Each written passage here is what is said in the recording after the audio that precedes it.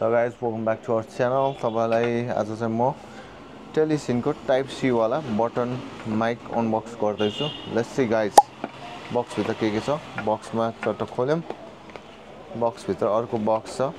यो बक्स चाहिँ तपाईको एउटा रिसिभर अनि दुईटा ट्रान्समिटर हुन्छ.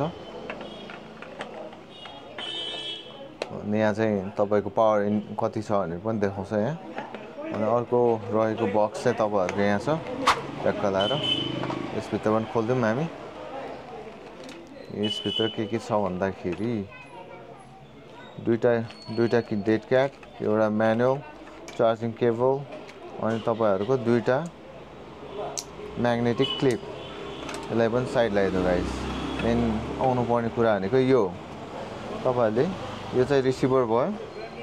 रिसिभरलाई ट्याक्क कनेक्ट गर्दिन बित्तिकै यता कुन कनेक्ट भयो ठ्याक्कै ग्रीन लाइट बलिरहन्छ. यसमा यो कनेक्ट भइसकेको छ. यो चाहिँ तपाईको नर्मल मोड भयो. अनि तपाईले यो साइडको एकचोटी बटन थिच्नु भयो कि ब्लू लाइट बल्छ. यो भनेको चाहिँ नोइज क्यान्सलेसनको हो. यसको डिस्टेन्स चाहिँ लगभग 200 मिटर लाइन अफ साइट भनेर राखिरहेछ. डिस्टर्बेन्स नहुँदाखेरि अराउन्ड 200 मिटर सम्म कभर गर्छ यसले.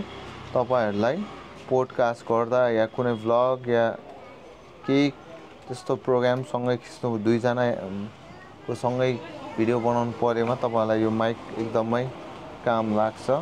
यदि तपाईहरुलाई चाहिएमै हामीलाई सम्पर्क गर्न सक्नुहुन्छ. वी आर किस्मो नेपाल. Thank you.